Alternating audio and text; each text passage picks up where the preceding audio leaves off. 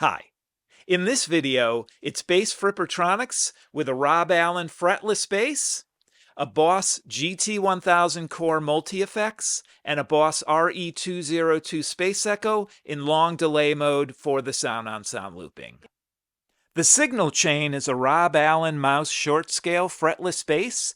The output from the bass goes into a Boss volume pedal. The mono output from the Boss volume pedal goes into another Boss, a Boss GT1000Core multi-effects unit, and the stereo output from the core goes into a Boss RE-202 space echo, which I'm using for the sound-on-sound looping. I'll have a link down below how to get the Boss into long delay mode. And in long delay mode, you can tap out up to a 6-second delay. That's what I've got here. Just a little tip. Once you get into long delay mode, put the mode head selector into head 1 and then tap a 2-second delay. Once you've done that, move the head to head 3 and that'll give you the 6-second delay. I also recommend saving it into one of the memory slots once you have all the knobs set up. This way, you never have to do that again. So this explanation is going to be pretty short, only because the jam tends to be long. It can kind of go on for a while. All the sounds are coming from the bass and the effects unit. So I'm not using any synthesizers, no extra pickups and all that kind of stuff. We're just going to see what we can get out of the bass with kind of your traditional reverbs, delays, modulation, a little bit of overdrive, some shimmer stuff to just add some different sounds. Apologies for whatever reason, most likely my video skills.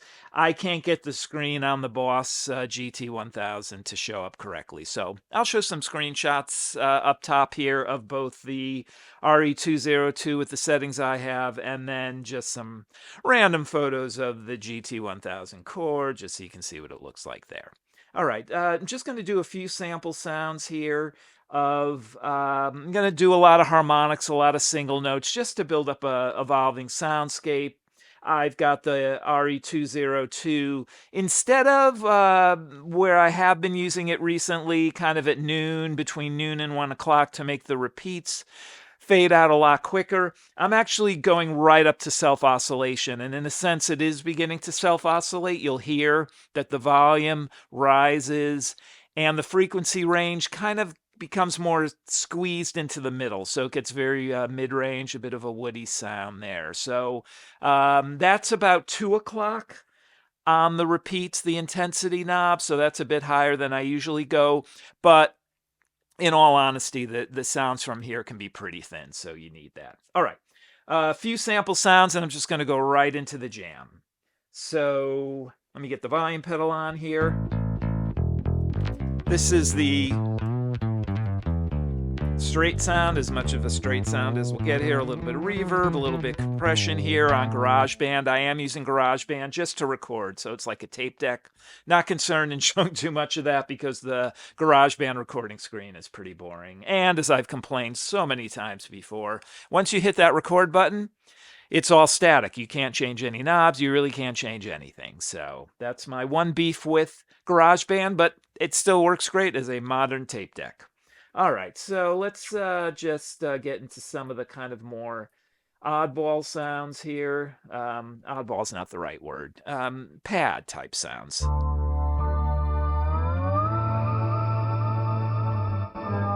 So there's some harmonizer in there to get that upper octave. All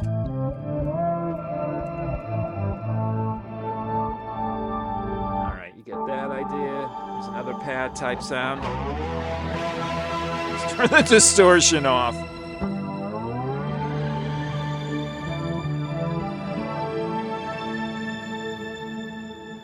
All right, and let's get, here's a called Crystal Clouds. So that has the distortion on. Let me turn the distortion off so you can hear. A little variation there. All right, and a couple more. This is called Moving Chords. There's a flanger in here that I can turn on and off. And that kind of gives you a sample and hold.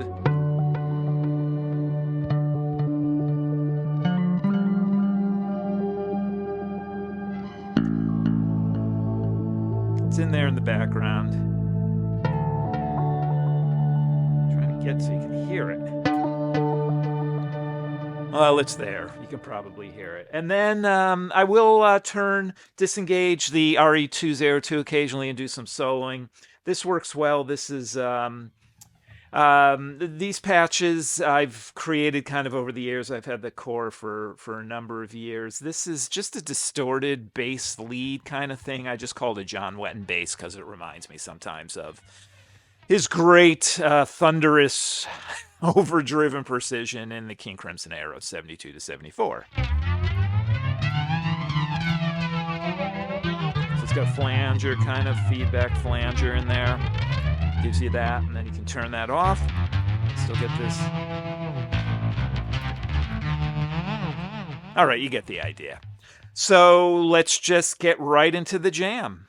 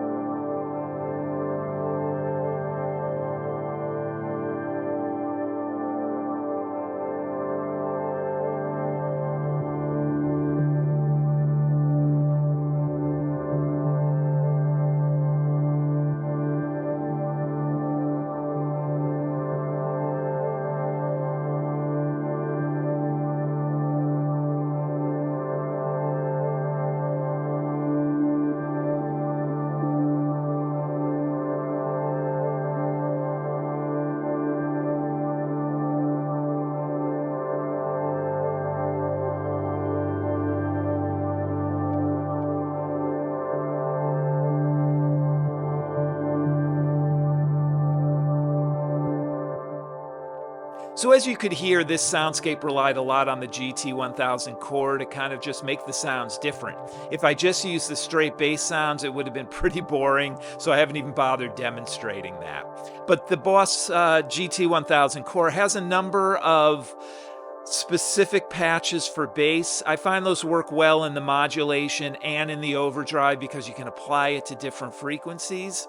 In other cases, particularly for any kind of guitar effect, as long as there's a mix knob, I can make it work for bass, get some of that clean sound going through, and the definition and the notes really aren't lost in the type of effect that you're using.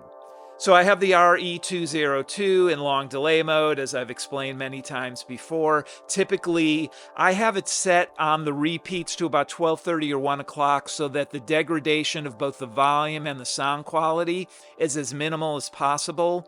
I go down to about noon if I want things to fade out a lot quicker. But for this video, I kind of had it up around 2 o'clock, so it was slowly going into self-oscillation. I do that because a lot of times, depending on the sounds and the combination of sounds, that layer would fade out pretty quickly, and this kind of keeps it going so I can just kind of do other things over it. Thanks for watching, thanks for listening, and good luck with your own music.